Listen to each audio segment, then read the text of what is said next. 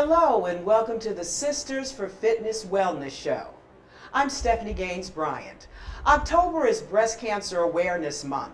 Our show today will focus on breast cancer and its effects on women and on families.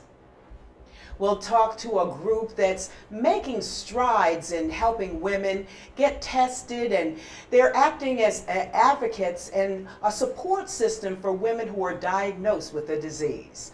Our guests today are Victorian Walton and her wonderful husband, Harvey Walton. Victoria Ann is the vice president, and Harvey is the president of It's in the Genes. Welcome. Hi. Thank you so much for joining me. Thank you for having us. Now, as I just mentioned, this month is Breast Cancer Awareness Month, and your group makes a lot of strides in getting women tested and working as advocates for women who suffer from breast cancer. But before we get into your group and talking about your organization, I want to talk about what got you started with all of this. You are a breast cancer survivor. Correct. When were you diagnosed, and what caused you to go to the doctor in the first place? Well, I felt a lump in my left breast in the shower. And it was there. There was no way it was a cyst. There was no way that it was anything else other than breast cancer, because again, I know my family history as well. So I had the symptoms, the puckering, I had the discharge, I had the soreness, I had a rash, and I was tired, and I am never tired. So I immediately scheduled an appointment that day, and I went to see the doctor, the oncologist, and we did a test on it. We did several tests, actually. I was misdiagnosed 4 times. They were never analyzing the tumor, they were analyzing fatty tissue. But because I know my body, and my body kept telling me something is wrong, I had to really advocate for myself and to go back in and have the head surgeon test the tumor. And that's when we found out that it was actually cancer. So what were they telling you? They were telling you that it was nothing? They were telling me that it was benign. No, it was not cancerous, and that I need to get on with my life, that I was overreacting, that they've tested it already 2 to 3 times, and everything was okay. And it was that women's intuition that was telling you. It was. And the family history. And when you know something is wrong with you, with me, I always say, okay, that's your A plan. What's the B? What's plan B? And my plan B was to continue to yell, scream, and get my HR department involved. I had to get my HR director involved all the way from California to come and advocate for me to get a final test, because they wouldn't do it. You just mentioned your family history. Yes. What is your family history when it comes to breast cancer? Breast cancer and cancers are very strong on my father's side. I believe most of my father's siblings have had a form of cancer and have passed away from that cancer. Breast cancer on my mother's side is very strong. My great-great-great-grandmother had breast cancer in the early 1900s. So we have that cancer gene on both sides. Well, once you got the diagnosis, what steps did you take from that point? When they told me, I asked them about, what was going to happen. They explained everything to me, but they initially wanted me to have a mastectomy, and that is the removal of my breast. That is not 100%. So unless you can guarantee that the cancer will not come back, we're not going to go that way. What is your plan B? And the plan B was a lumpectomy. So I had 2 lumpectomies and a core. They had to go back in and get a clear core sample, but by then it had spread to my arm. So they had to go under my arm and also take out some lymph nodes. But my treatment was horrific. Let's talk about your treatment. My treatment was radiation, chemotherapy, and Herceptin. And those 3 combined was a lot for one body to take. The side effects, they warn you of the side effects, and I think I fell through every crack and side effect there was. The heart palpitations, the heart attack, the seizures, the blackouts, lost my hair, my fingernails, my toenails, my mouth turned black. I lost my eyesight. I'm a type 2 diabetic. They understand now cancer and diabetes somewhat go hands in hand. So I had all of the symptoms, the rash on the inside of my skin as well as on the outside of my skin. And every bone in my body hurt.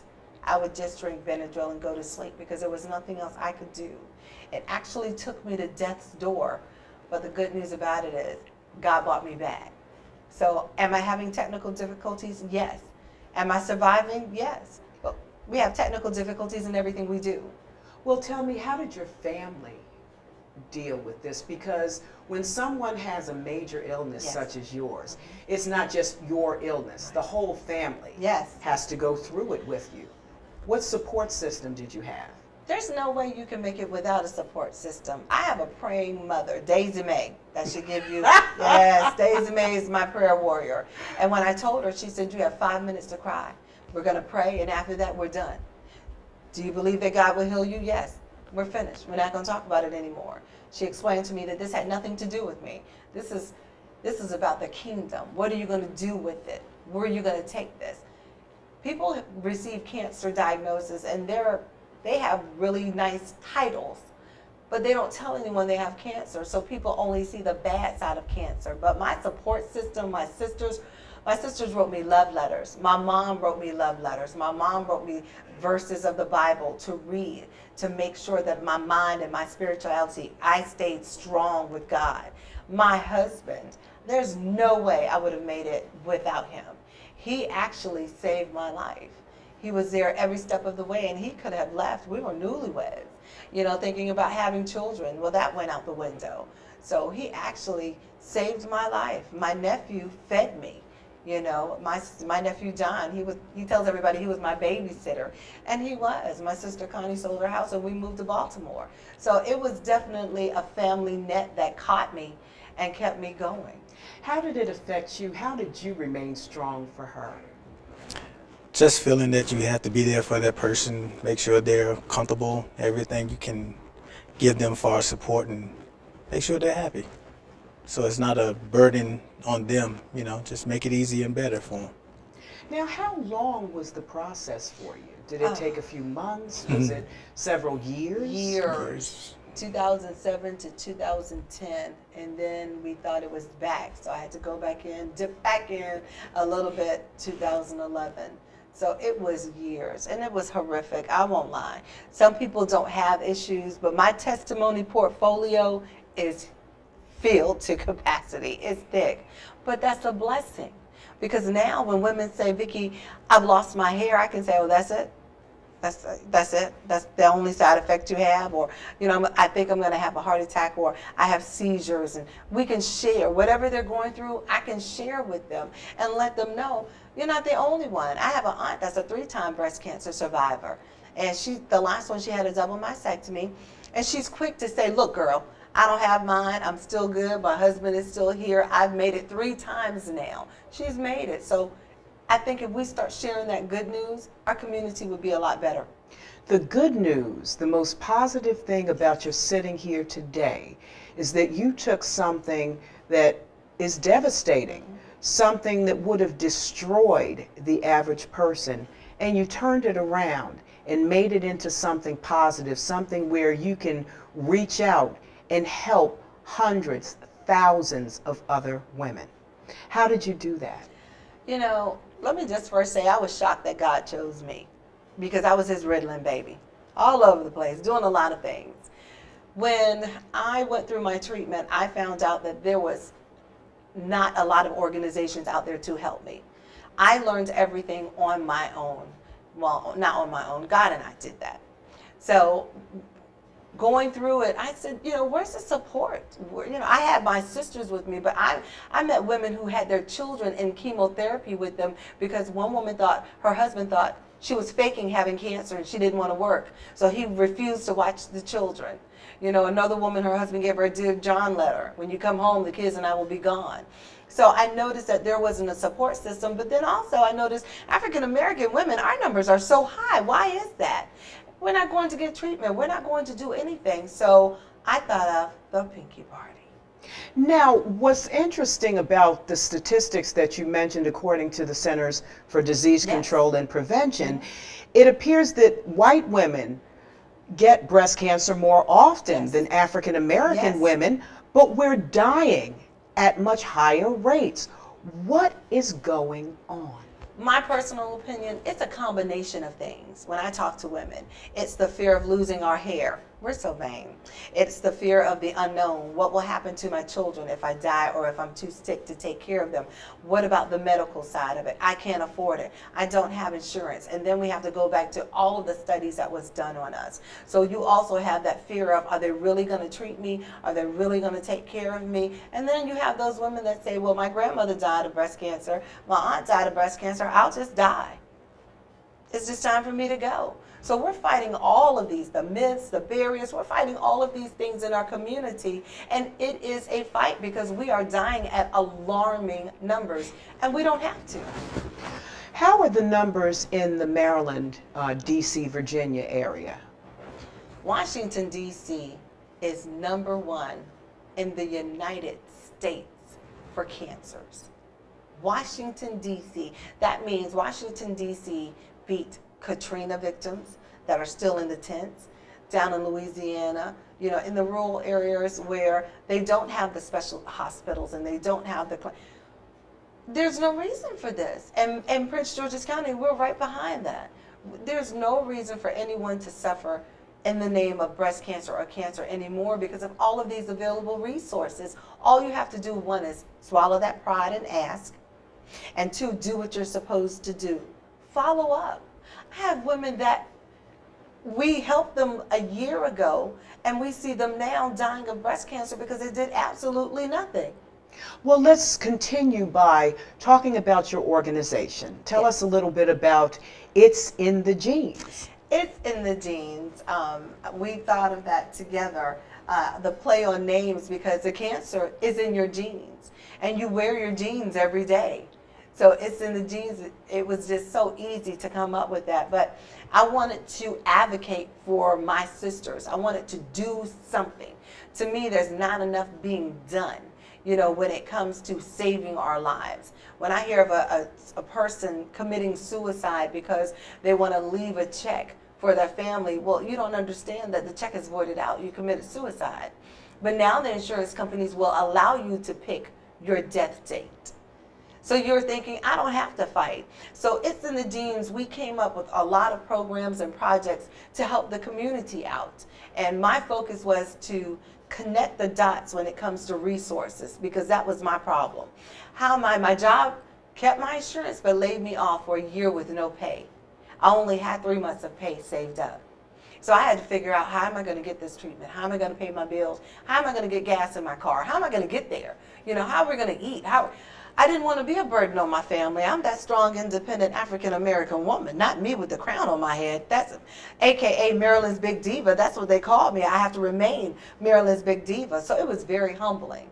And I understood the barriers. So it's in the genes. We wanted to conquer all of those issues. And I think we have.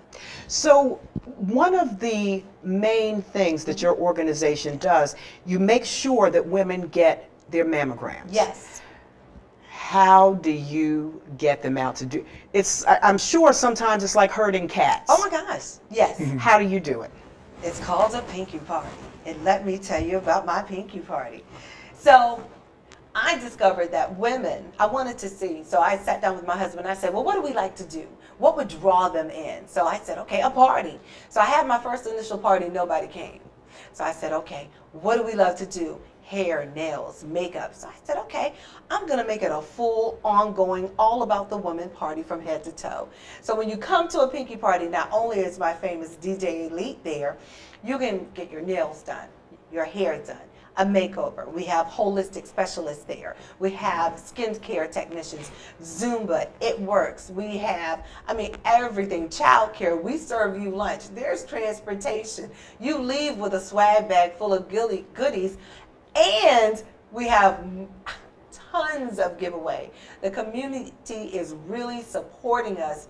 And I'm so proud of my community business owners, because when we ask, seldom do we receive a no. And this isn't just for October. We do this throughout the year. So we go in, we tell business owners what we're doing, and a lot of times they have not been asked. So they're so excited to support us. So am I bribing the women? Yes. Are they receiving their mammogram? Yes, ma'am. Job done.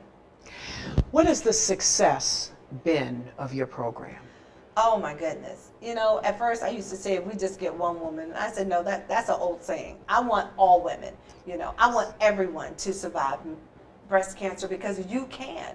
So our numbers, we have been blessed. I mean, last year we touched over 5,000 women, over 400 received a mammogram, free, insured or not insured. It doesn't matter if you have insurance, and that's another barrier. There's programs and grants out there to cover you, no excuse. Well, what if I get cancer? There's resources out there to cover you, no excuse. No excuse. So the focus is for you to receive your mammogram, and the best part about it is we have them at the hospitals. So you come in, a seasoned sister, and a seasoned sister is a female who has been there, done that, had breast cancer. She's one of our volunteers. She sticks with you. If you need someone to hold her hand, she'll walk with you there and bring you back. She'll answer all of your questions. So to come in and receive your mammogram, our numbers are hundreds. And I am so blessed to be teamed up with different hospitals because that's where, if you don't have it at a hospital, how can you bring them in? The mammogram vans are far and few. So to have it right then and there, no excuse. And to have women come in crying, I don't want it, I don't want to do it, I don't want to know. And then when they come out of the mammogram, they're laughing. You know, it's time for me to get my nails done. I'm next. What are we having for lunch? I love it. So you take the fear out of it. I do. We're a network, and what's so funny is we have them call us. When's the next Pinky Party? I'm bringing my sister. I'm bringing my girlfriend. Can I bring? You can bring a group. Yes, please. Do you need me to rent a van? Yes, I've got you. So we're taking that fear out, and they're receiving their mammograms right then and there. What happens after the mammogram? Do you ever get the complaint that I can't afford this? After they get the diagnosis, they get the mammogram, and they just don't follow through. You know, it saddens me that in 2015, we're still begging women to take care of themselves. Okay? There are so many available resources that are out there to cover whatever your needs are: food, childcare, transportation, gas cards. There's even a grant that will help you pay your rent and mortgage. You just have to ask. And a lot of times we won't ask because of pride, you know. And my mom will tell you, pride will have you homeless and helpless.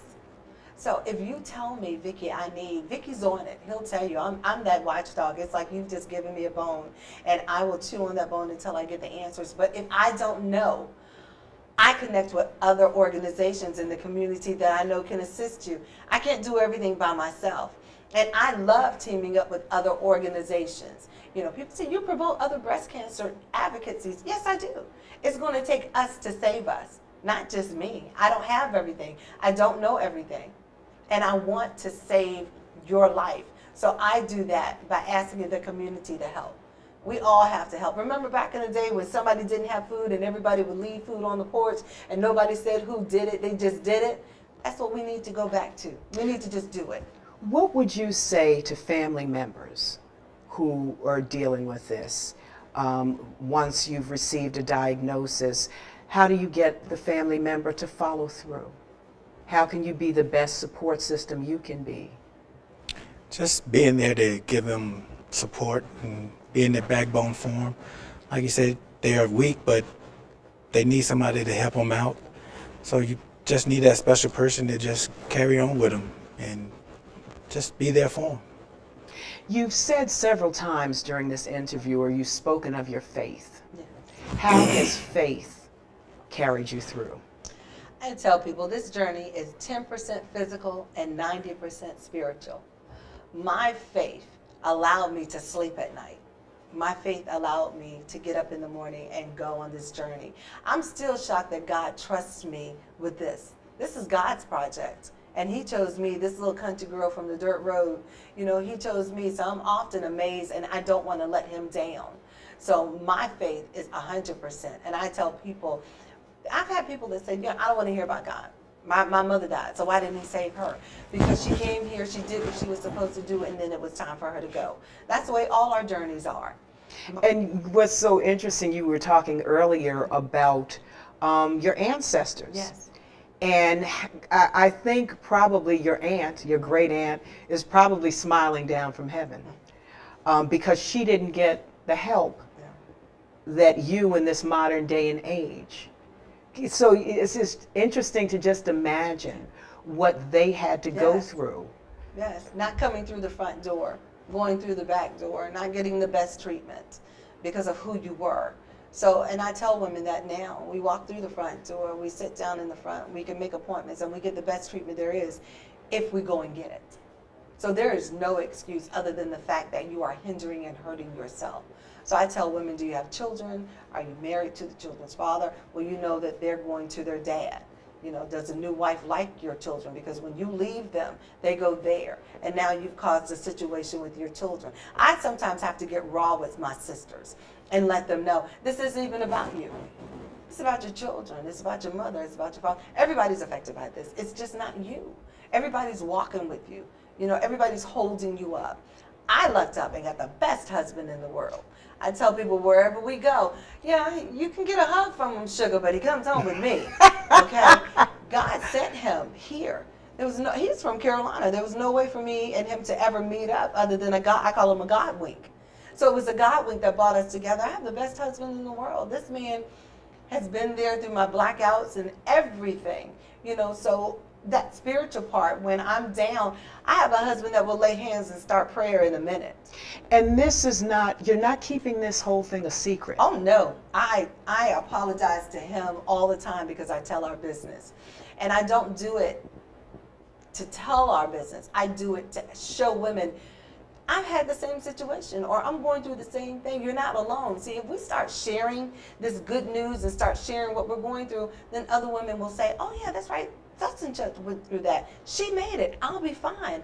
But because we're not sharing and hugging, I hug women, I kiss on women, because that's what my sisters and I do. We hug and kiss on each other all the time. So there's not that good peace. There's not that love in the community. There's not that connection anymore. We're afraid to hug each other. We're afraid to smile and say, hi, how are you doing? How are you feeling? We're afraid to tell people, I have cancer. There's nothing wrong with that. When I was diagnosed, I've been yelling ever since, I have cancer. I'm going to beat it. You know, and it's amazing because when my sister's friends saw me then bent over, dark black, you know, just broken down, God's rag doll, I said, where's your sister that has cancer? And she says, right there. No. You know, the one that we came to see? Right there. No. The one who had breast cancer. Victorian, turn around so they can see you. This is it. I rocked my bald head. I rocked it. Once I learned how to draw my eyebrows on, it was on and popping. I have to admit, I was spoiled during my treatment. We had a maid. We had a chef. They sent me gas cards. I got my car fixed. I had my medical bills paid. But I did all of those things researching and finding out. And then I shared. When they gave me a gas card, every Friday, I would tell everybody in the cancer center, meet me at the gas station down the street. I filled everybody's car up. It wasn't about me. It was about me sharing. And then I would tell them how I got it. And then I would make them promise me your group of friends you'll share that need gas to go to their appointments. There were times I was $5 and how am I going to get there? But then God sent a limo to pick me up every Friday. Well, let's talk about where the next Pinky parties are going to be taking place. Okay. There's a Pinky party every Saturday for the month of October, but we also have them throughout the year. So October 3rd, this Saturday, we are at United Medical Center 10 to 1. And then the following week, we are at Doctors Community Hospital in Lanham, Maryland, that's what they call it. And we will be there from 8 to 4, no excuse, all day long. And then the 17th, we're at Bishop Owens Church, Mount Calvary from 10 to 2. And October 24th, we are at Howard Cancer Center from 10 to 2 o'clock. So if you can't make it to any one of those, shame on you. We're here, we're waiting for you. It has been such an absolute pleasure. Your enthusiasm is just absolutely contagious. Thank you so much for joining us. We've been talking about Breast Cancer Awareness Month, and we've been talking to Victorian. Yes, ma'am. And you are truly regal. Your mama named you the right thing. Victorian Russell Walton and her husband Harvey Walton, and your organization is called It's in the Genes. And during the credits, we'll roll all the information about your organization, where you can be reached on the internet. Yes. and all that good stuff, October is going to be a blessed month. Yes. Yes, it Thank you is. so much for joining us for the Sisters for Fitness Wellness Show. I'm Stephanie Gaines Bryant. Have a great day.